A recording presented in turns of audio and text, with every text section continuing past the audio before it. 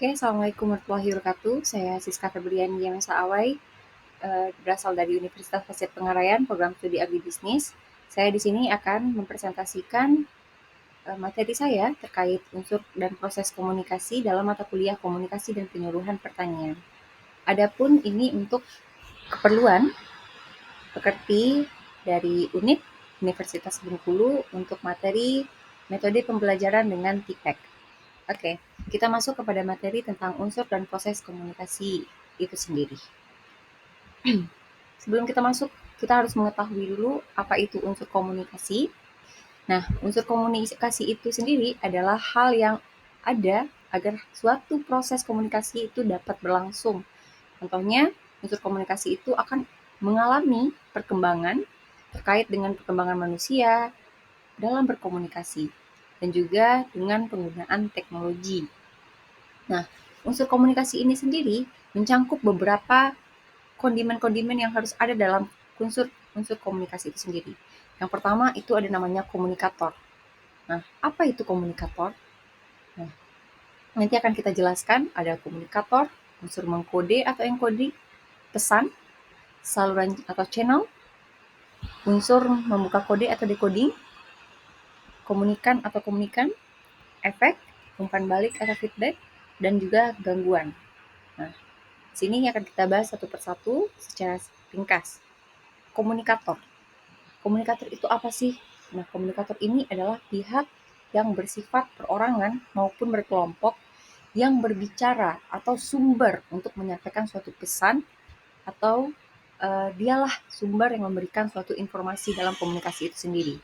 Nah, selain istilah komunikator ini, ada juga yang istilah seperti source atau sumber, pengirim pesan atau sender, atau penyandi atau encoder. Nah, di sini komunikator bisa dilambangkan dia adalah poin utama yang memberikan sumber informasi itu sendiri. Nah, dalam suatu komunikasi, informasi itu bersumber dari si komunikator. Nah, selanjutnya itu ada proses mengkode atau a process of decoding, encoding. Proses mengkode dalam proses ini adalah suatu pesan yang dikirim atau disampaikan atau diberitahukan. Nah, proses mengkode ini dilakukan oleh encoder dan juga atau oleh komunikator untuk memberikan pesan kepada si komunikan nantinya. Jadi di sini bisa kita sisihkan antara komunikator dan komunikan. Komunikator itu adalah sumber dan komunikan adalah sebagai si penerima pesan itu sendiri. Nah, selanjutnya ada itu pesan. Dalam suatu komunikasi, pesan ini harus ada. Karena namanya saja sudah komunikasi, tentu kita harus memberikan suatu pesan. Pesan ini adalah sesuatu yang disampaikan dalam proses komunikasi, sesuatu yang bisa berupa informasi, teknologi pengetahuan, serta hal-hal yang berbau tentang informasi yang akan kita berikan, baik itu opini, hiburan, keterampilan, dan sebagainya. Selanjutnya itu ada unsur yaitu channel atau saluran. Nah, saluran ini bisa dikatakan ini melalui mana komunikator itu memberikan pesan kepada komunikan. Nah, saluran itu bisa berupa secara langsung, media sosial, tanpa media, menggunakan media komunikasi apapun itu. Nah, itu namanya saluran. Selanjutnya itu ada proses membuka kode atau a process of decoding. Kalau tadi proses membuka, proses memberi kode pertama kali tadi, seperti yang kita lihat di sini proses mengkode, nah itu cara bagaimana. Sedangkan di sini ada proses membuka kode. Nah, di sini dikatakan perbedaannya itu adalah suatu proses untuk menerjemahkan suatu pesan yang dilakukan oleh penerima pesan. Dalam menyampaikan suatu pesan digunakan lambang-lambang. Bisa seperti verbal, non-verbal, atau lambang-lambang yang bisa diberikan dimaknai atau bagi si penerima pesan. Nah, jadi biasanya proses pengirim pesan atau proses mengkode ini akan diberikan oleh si komunikator. Sedangkan proses membuka kode itu akan dilakukan oleh si komunikan. Nah, contoh di sini memberikan pesan secara tidak langsung yaitu dengan senggolan misalnya. Nah, si komunikan akan paham kalau apa dia lagi bilang apa gitu, lagi menyampaikan apa. Nah, di sini komunikan juga seperti unsur komunikasi yang lain. Komunikan itu adalah pihak yang menerima pesan itu sendiri. Nah, suatu proses komunikasi itu tidak akan berjalan lancar jikalau informasi yang diberikan komunikator dengan komunikan itu tidak sama. Jadi, informasi dari komunikator dan juga komunikan itu harus sama, satu sama dengan satu. Nah, jadi komunikan ini adalah orang yang menerima pesan, penangkap pesan, memberikan umpan balik nantinya pada si komunikator. Selanjutnya itu ada efek. Nah, efek ini bisa berupa pengaruh komunikasi pada komunikan atau diri komunikan itu sendiri. Seperti setelah dia mendapatkan informasi atau berita atau apapun itu, info terkait dari komunikator, dia akan berefek apa umpan baliknya bagi si komunikan nantinya, bagi si penerima pesan. Nah, ini bisa akan berefek sangat besar, bisa juga zero efek. Selanjutnya itu umpan balik. Umpan balik di sini merupakan reaksi yang diberikan komunikan kepada komunikator setelah ia menerima pesan. Nah, umpan balik dapat dipandang sebagai informasi tentang keberhasilan penerima pesan atau menangkap pesan.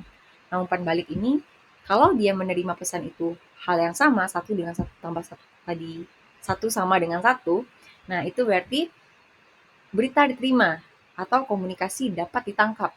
Nah, sama gitu. Jadi umpan balik dari dia apa? Seperti contoh, kita berikan contoh, komunikator memberikan instruksi kepada komunikan agar dia tutup pintu. Tolong kamu tutup pintu, begitu. Nah, dia langsung oke gitu. Nah, itu dia akan umpan balik ada tanggapan oke. Nah, efeknya dia melakukan penutupan pintu tersebut. Namun kalau dia tidak mendengarkan atau tidak melaksanakan apa instruksi yang diberikan komunikator, berarti informasi atau komunikasi itu tidak berjalan dengan lancar, ya. Jadi komunikasi itu akan berjalan lancar jikalau informasi yang diberikan dan informasi yang ditangkap itu akan sama. Nah, selanjutnya itu ada gangguan. Nah, gangguan di sini itu adalah proses yang menghambat suatu komunikasi dalam berbagai hal yang menyebabkan suatu proses komunikasi itu tidak berjalan secara efektif. Nah, gangguan komunikasi ini dapat terjadi di mana saja selama berlangsungnya proses komunikasi. Jadi, ada beberapa gangguan-gangguan nantinya yang akan mengganggu kepada si komunikator memberikan informasi kepada komunikan itu sendiri. Nah, di sini proses komunikasi adalah suatu proses bagaimana suatu pesan atau informasi bisa sampai kepada penyampai atau komunikator memberikan pesan kepada komunikan. Jadi, proses komunikasi ini cukup bervariasi, mulai dari yang sederhana maupun kompleks tingkat tinggi. Nah, ini bisa-bisa berbeda fasenya. Seperti contoh, kita langsung saja, ini proses komunikasi pada level face to face. Jadi, ini si komunikator memberikan pesan melalui komunikat. Nah, dia melalui saluran apa? Saluran media. Contohnya, dia memberikan melalui pos gitu, surat misalnya. Nah, gangguan yang terjadi di surat misalnya pengiriman yang terlambat, suratnya basah misalnya, atau suratnya robek. Nah, ini yang akan terjadi pada gangguan-gangguan tersebut bisa terjadi pada saluran sehingga pesan tersebut bisa saja tidak sampai dengan sempurna kepada komunikan. Nah, ini adalah proses komunikasi pada level small group. Nah, itu contohnya beberapa small group itu saling memberikan pesan, saling bertukar pesan dari si A ke si B, dari si B ke si C, dari si D ke si C ke si D, dan seterusnya. Nah, seperti itu. Sehingga adanya pesan-pesan feedback. Itu adalah contoh proses komunikasi pada level small group. Selanjutnya, proses komunikasi pada level organization.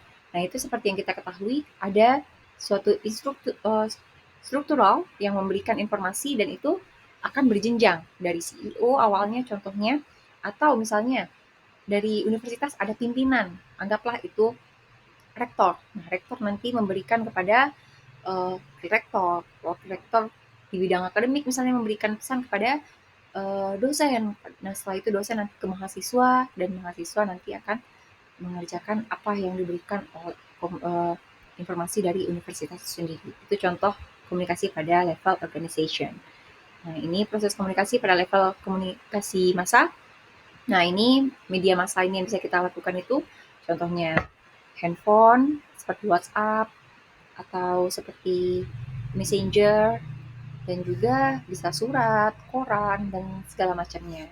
Nah, itu nanti beberapa bisa saja ada gangguan fisik, masalah semantik, perbedaan budaya, karakteristik ketiadaan feedback, dan juga efek statusnya bagaimana. Nah, itu kadang bisa terjadi gangguan-gangguan yang tidak diinginkan kalau melalui media-media biasanya. Nah, mungkin sekian dari saya. Uh, Cukup untuk materi dari unsur dan proses komunikasi itu sendiri. Semoga bisa dipahamin dan bisa kita diskusikan di kolom komentar. Terima kasih.